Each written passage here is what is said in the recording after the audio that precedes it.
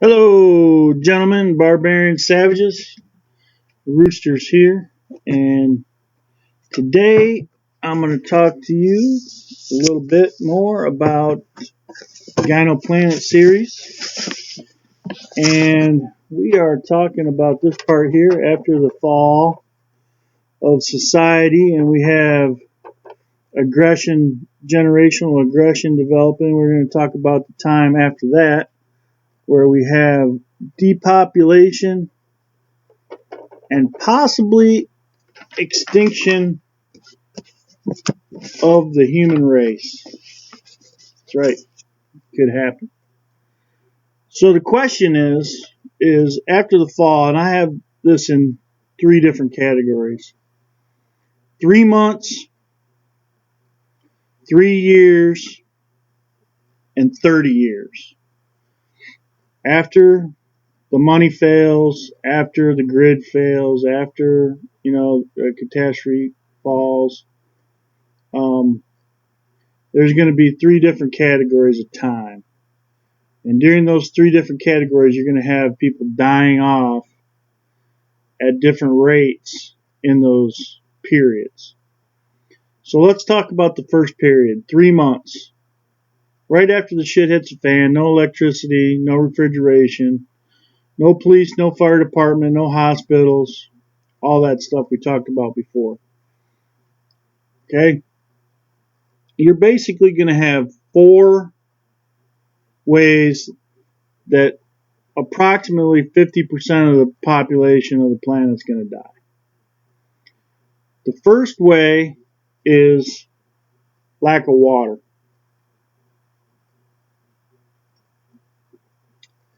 Dehydration in hot areas and the lack of sanitary water is the primary thing. Now, in a lot of places like India, Indonesia, rural parts of China, Japan, stuff like that, even rural parts of Russia and stuff like that, people have been living in Mexico with unsanitary water for a long time. But even those people are going to have issues. And people that are living in the city with fluorinated water and stuff like that, who's had three generations of that, you go to Mexico on a vacation, you can get sick. That's the difference between that. And when you have unsanitary water and you're not used to it, you're going to die. A lot of people are going to die. Tommy says, a lot of people are going to die. Okay, so that's the first thing is lack of water and lack of sanitary water. It's going to kill a lot of people. Second thing that's going to happen is lack of food. People can live about 21 days without food before they're just so weak that they can't move anymore. They can't travel. They can't walk. They can't do anything.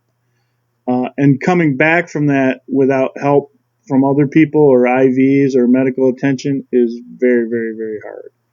And after 10 days without food, it's really hard to even try to get food because you're so weak. In the Navy, I did a training thing, and I went 4.5 days without food. And I went 2 days without water. And I'm going to tell you something. We had a chicken. They gave us a live chicken, and we were laughing at the beginning of this training exercise. And at the end of the training exercise, if I would have had that live chicken, I would have ate it raw. That's how hungry I was.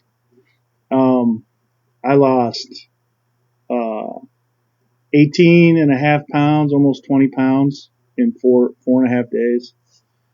It was, and I was only about 172 pounds back then, so it was pretty bad. But I remember that feeling, and that's why they do that training for you in the military, so you know what it's like to be that hungry. And I'm telling you, I would have ate a chicken, I would have snapped its neck and sucked the blood out of its neck for the water, and I would have ate that chicken raw. I would have plucked the feathers off of it and ate it raw right there.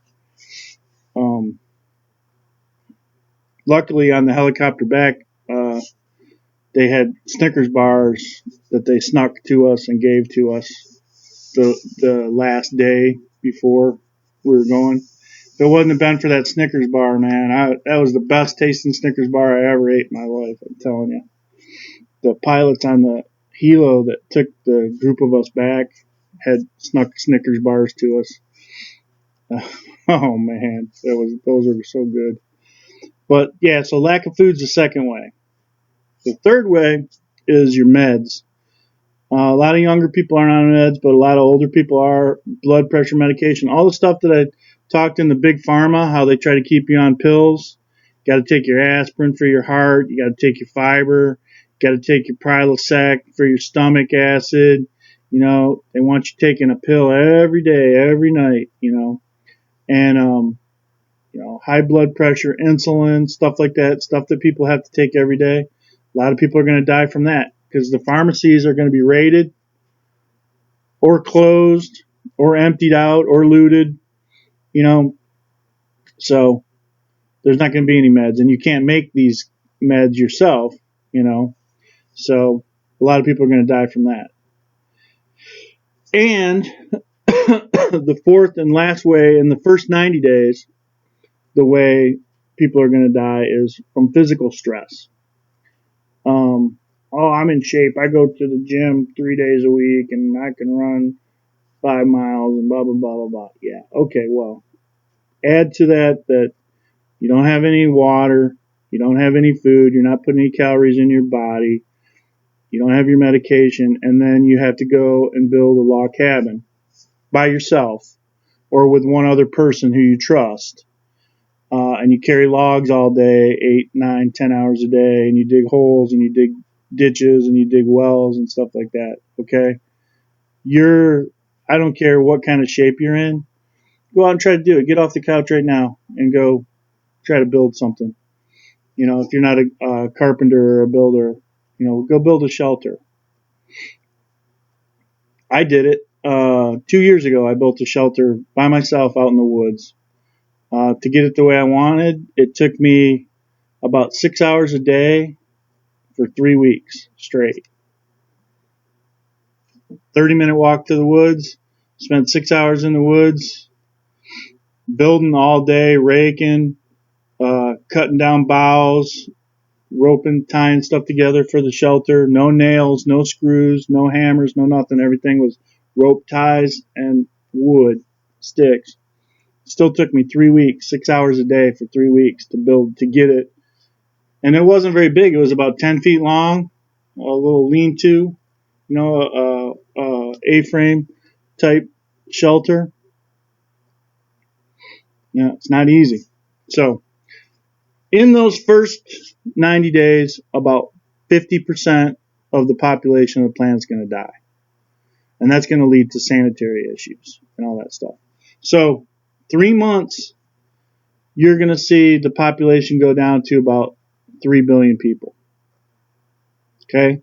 Now let's talk about the second part, the 3-year period. After that first 3 months, now there's about 3 years, right? Well, what's going to kill people during that 3-year period? And that's going to be 3 specific categories. The first is accidents, injuries, and infections. Okay, accidents. You're building a log cabin, you're not used to using an axe. You haven't picked up an axe since you were a kid, or maybe never. You're going to hit that into your leg, chop your ankle off, hit yourself in the knee, blow your kneecap out. A little cut. You have scrapes all over your body from walking through the woods.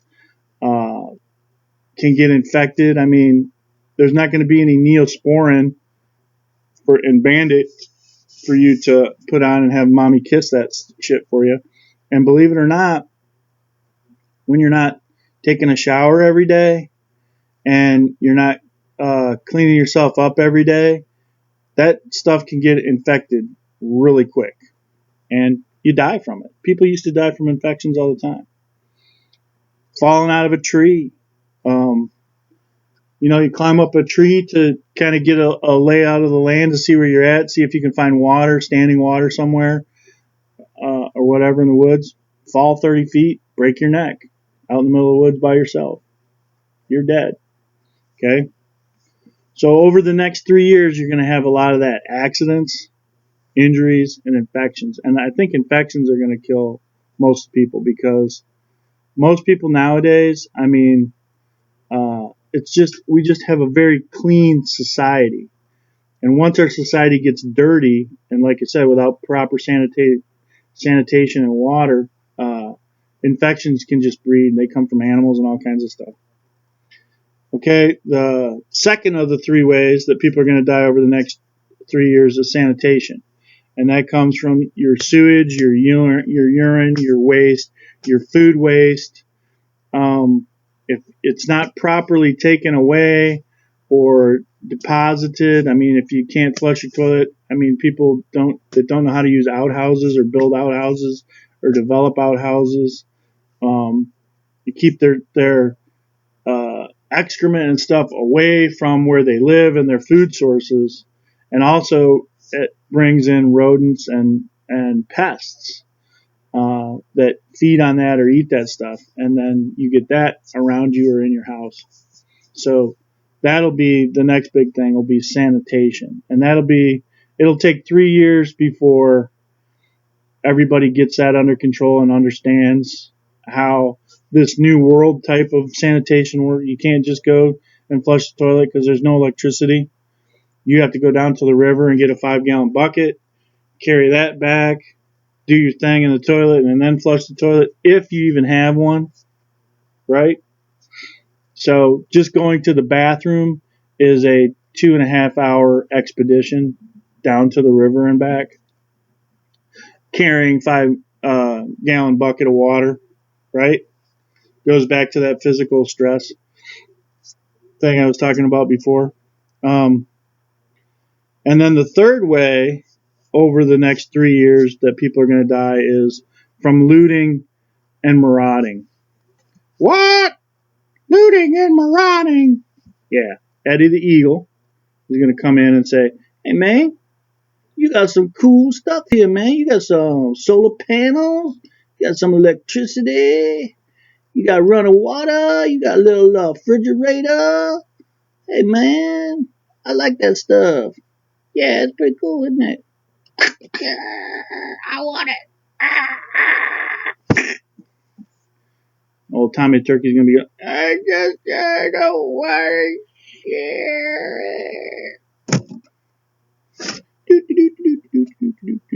Yeah. Looters and marauders, man. It's going to happen. As I said in my previous video, natural law will take over and it'll go back to the way it was, in Mutual of Omaha's Wild Kingdom. And if somebody wants something, might is right. If I got a gun and you don't, what you used to own is now mine. So that's the third way over the next 3 years that people are going to die. And I think that's going to take the next 25% of the population. So after 3 years, we're going to go from a population of about 8 billion to about 1.5 billion on the entire planet. It's going to get weeded out pretty quick. So then what's going to happen? Well, over the next 30 years, after the first 3 years, people will begin, after about 3 years, they'll have their crops in, hopefully. They'll have sustainable sanitation. They'll have sustainable water. They'll have sustainable food source for the lowered population. And people will be spread out enough, and enough people will have been killed where they won't be right on top of each other. So people will have territories, and groups of people will have territories that they will set up and start to protect each other in different ways. Kind of like fiefdoms and castles and stuff like that in the old English way. But over the next 30 years, what you're going to have is tribalization. Those people are going to start to become tribalized. And these people will be the fittest. They will be the most genetically fit. They will be the most intelligent. They will be the strongest. They will have the most survivability. Nature doesn't play. Nature, gives you one chance. You get one swing. You miss, you die, and your gene pool ends. So over the next 30 years, anyone that was unprepared is going to be gone. Anyone that couldn't handle the transition from urban life to this rural type provincial living, so to speak, is going to be gone. You're not going to have hipsters anymore. That's the one good thing. You're not going to have to deal with hipsters anymore.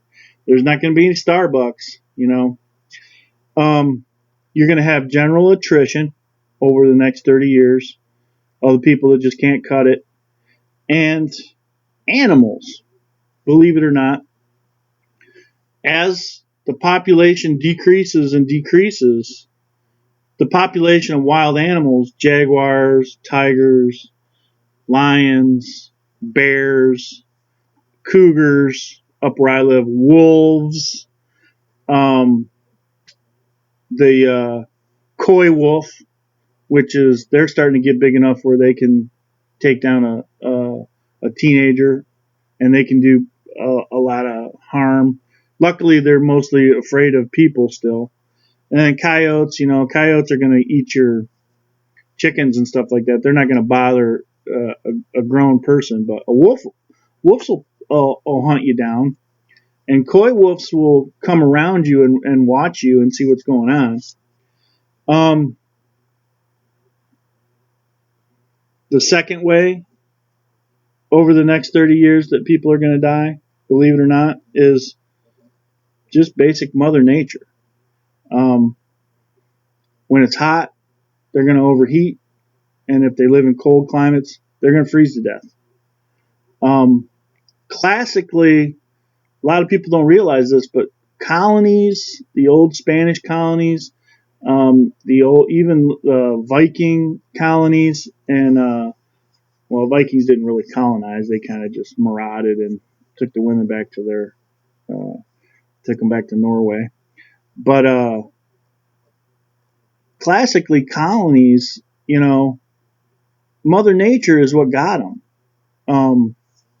Look at the Roanoke colony. I mean, a lot of people say they starved to death or they froze to death. They couldn't figure out which one it was. But Mother Nature, over the next 30 years, is going to be the hardest thing to be. If you don't chop enough wood for winter, and winter ends up going 8 months instead of 6 months, you can freeze to death in April. You can freeze to death in March in Michigan. Real easy. I've seen 40 below in March 15th, in Michigan. So, and 40 below, if you don't have a fire and you don't have anything to burn, is really freaking cold, even if you're inside 4 walls. So that's the second way. Freezing to death and overheating. That's going to get you. And then the last thing that's probably going to bring the population down to, I would say, 6%, between 4 and 6% of what it is right now, is disease. Because all of the diseases are coming back. The Black Plague's coming back. Tuberculosis is coming back. Polio will be back. Measles, mumps, chickenpox, smallpox is coming back. All of that stuff's going to come back. Why? Because over the next 30 years, the people that were vaccinated are going to have children that aren't vaccinated. And there is no ability to get them vaccinated because there are no vaccines, because there's no refrigeration and there's no way to make vaccines, right? Until the electric grid gets back up, and that could be forever. And it's not going to be something that people are going to be thinking about. Oh, we need vaccines. We need vaccines as quick as possible. No. So you're going to have an entire generation of unvaccinated people, and those diseases are going to run rampant through them. And that is going to cull another half of the population. So that's going to bring you down to, 700 million people maybe on the whole planet, 750 million people on the whole planet, 4 to 6% of what it is right now. So all of this stuff is just, and it goes in a big circle, and it's coming back around. It's coming back around. But once you get a stable population after 30 years, and the children have been trained in masculine things, in combat, when the children have been trained tribal training, fishing, trapping, farming, riding horses, weapon accuracy, climbing, survival. Now you're going to have real warrior men that exist on the planet. And you'll have about 700 million of us left. What happens after that? You're going to see the rise.